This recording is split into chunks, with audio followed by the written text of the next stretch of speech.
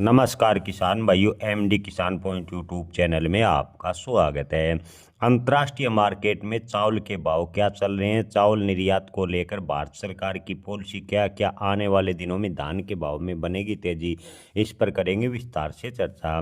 किसान भाइयों, भारत में 10 साल के उच्च स्टॉक और रिकॉर्ड से खरीफ उत्पादन से चावल की कीमतों पर फिलहाल दबाव बनने की आशंका है। वहीं सेनेगल में लाइसेंस खत्म होने से निर्यात अस्थायी रूप से फिलहाल रुका हुआ है। हालांकि सरकार जल्द ही निर्यात के लिए लाइसेंस जारी कर रही है। आपको बता दें कि चावल उत्पादन और निर्यात को लेकर क्या स्थिति है, इस पर बात करें तो दुनिया भर के बाजारों में फिलहाल कुछ हफ्तों में चावल के दामों में मामूली तेजी देखने को मिली है। लेकिन व्यापार से जुड़े लोगों का कहना है कि ये तेजी ज़्यादा समय तक टिकेगी नहीं, क्योंकि अंतर्राष्ट्रीय और घरेलू स्तर पर चावल की सप्लाई ज़बरदस्त हो रही है। भारत में तो चावल का स्टॉक रिकॉर्ड स्तर पर पहुंच गया है, जिससे भविष्य में अंतर्राष्ट्रीय मार्केट में चावल के भाव पर दबाव बनने के संकेत मिल रहे हैं।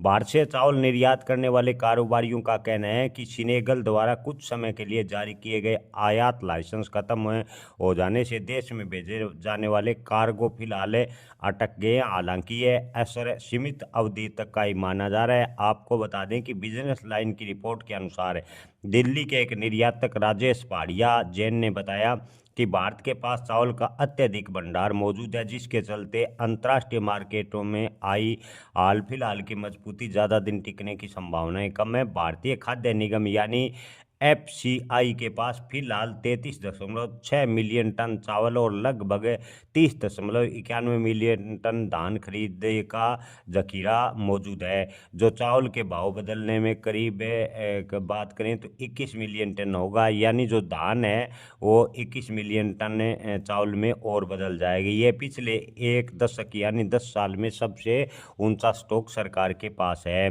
$346 प्रति टन बिक रहा है भारतीय चावल। जी हाँ किसान भाइयों, अंतर्राष्ट्रीय मार्केट में भारत के 5% टुकड़े वाले सफ़ेद चावल की समय $346 प्रति टन की दर से बेची जा रही है, जो थाईलैंड और वियतनाम जैसे प्रतिस्पर्धा आपूर्ति करती राष्ट्रों की तुलना में अधिक आकर्षक मूल्य है। हालांकि पाकिस्तान ने $340 प्रति टन के हिसाब से सबसे ज़्यादा मूल्य पाकिस्तानी चावल को मिल रहा है। दुनिया भर में चावल के भारी उत्पादन है। कृषि मंत्रालय के ताज़ा अनुमान बताते हैं कि चालू खरीफ मौसम में भारत का चावल उत्पादन 125.40 मिलियन टन तक पहुंच गया है, जो पिछले साल 122.70 मिलियन टन से ज़्यादा है। यानी पिछले साल के मुकाबले 122.70 मिलियन टन चावल अधिक हुआ है। अंतर्राष्ट्रीय अनाज परिषद ने वैश्विक उत्पादन को 543 मिलियन टन के नए उच्च स्तर का आंका है। विश्व स्तर पर व्यापार में 61 मिलियन टन और खपत है 549 मिलियन टन रहने का अनुमान है, जबकि साल के अंत में स्टॉक 189 मिलियन टन तक पहुंच सकते हैं। किसान भाइयों, मार्केट विश्लेषक ऐसे चंद्रशेखर का कहना है कि भारत में चावल की भरपूर उपलब्धता और बढ़ते उत्पादन से आगे अंतर्राष्ट्रीय मार्केट में चावल की कीमतें नरम पड़ सकती है। हालांकि आपको बता दें कि भारत सरकार ने चावल निर्यात करने को लेकर अब की बार विशेष तौर से छूट दी है। तेलंगाना के अतिरिक्त उत्पादन आने की भी चर्चा है, जिससे कालवे श्रम परियोजना का लाभ माना जा रहा है। हालांकि बताया है कि सोना मसूरी और बीपीटी जैसी कुछ किस्मों का उत्पादन इस बार कम हुआ है, क्योंकि पिछले वर्ष किसानों को इन वैरायटियों पर बेहतर भाव नहीं मिले थे। दिलचस्प बात यह है कि घरेलू बाजार में पर्याप्त आपूर्ति के बावजूद तेलंगाना में चावल के भाव ऊंचे बने हुए हैं। चेन्नई के व्यापारी एम मदन प्रकाश का कहना है कि इस साल चावल निर्यात मोर्चे पर कोई खास हलचल देखने को नहीं मिली है। गैर बासमती चावल एक्सपर्ट पर विश्लेषकों का अलग राय है। जी हाँ किसान भाइयों, एपीडा के आंकड़ों के मुताबिक चालू वित्त वर्ष की पहली 6 माही में गैर बासमती चावल का निर्यात 7.02 मिलियन टन रहा है। पिछले वर्ष इसी अवधि के में निर्यात पर रोक थी, जबकि आपको बता दें कि आने वाले दिनों में इसमें बढ़ोतरी होने के अनुमान है। हालांकि अब की बार सरकार ने निर्यात में छूट दी है।